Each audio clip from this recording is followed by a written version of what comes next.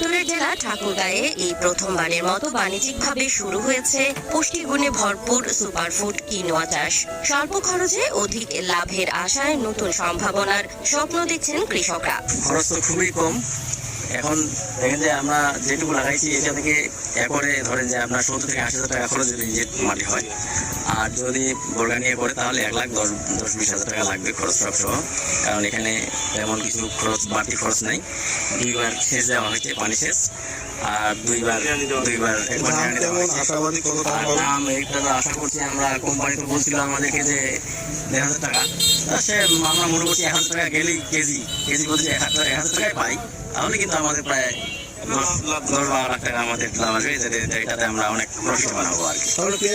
পেঁয়াজের অনেক সাশ্রয়, খরচও কম এবং রিস্কও কম এবং 2 গুণ লাভও হবে এটাতে। বর্তমান আমাদের 20 বিঘা মাটিতে অর্থাৎ 60 একরে